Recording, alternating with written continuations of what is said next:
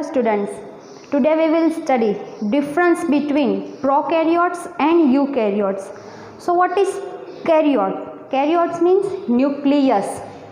Pro means starting version, U means developed version. In your language it's called update version. So but I have an example. At starting stage there was one mobile Nokia, tick tick tick.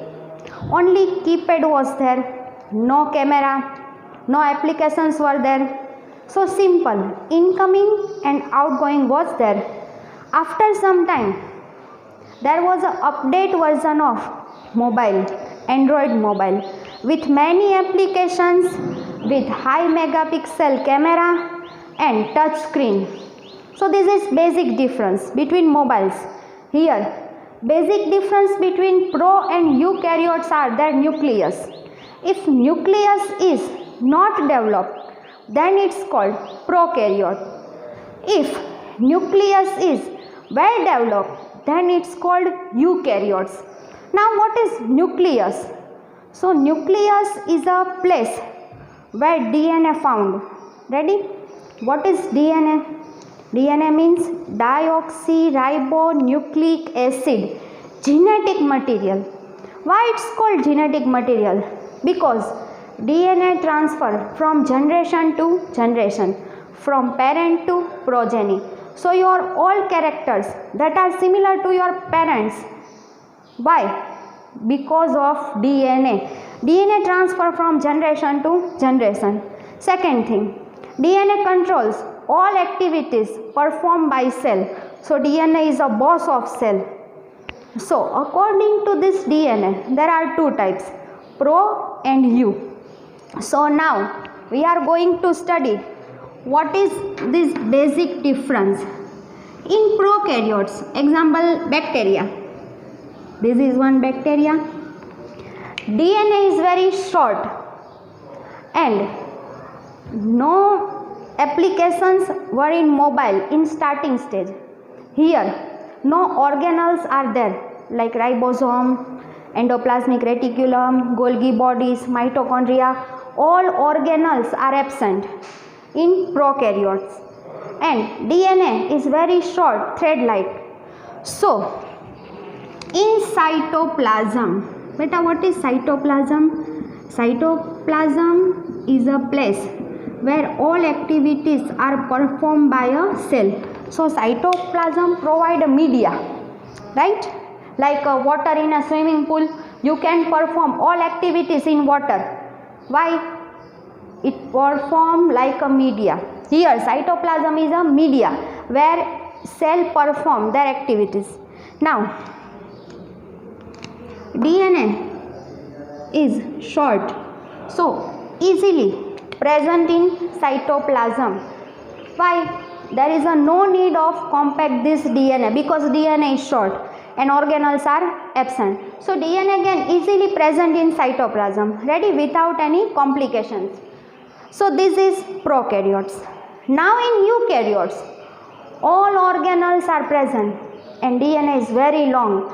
Suppose in human, okay, I am talking about human DNA, 3 meter long. So now it's complicated task, how to fit this 3 meter long DNA in a cell which is not visualized by naked eye. So this is complicated task. So we have to compact our DNA. We have to compact our DNA so that can easily fit into the small cell. So suppose this is our long DNA. So first of all, DNA wraps around basic protein, histone protein. Histone proteins that are basic in nature, they are octamer.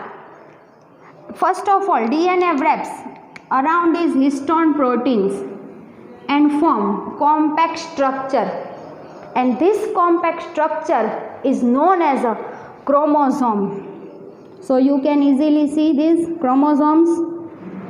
So how many chromosomes are required to fit our one DNA? 46 chromosomes. We require 23 pairs of chromosome to compact our single DNA. and these 46 chromosomes are present in nucleus. This is cell.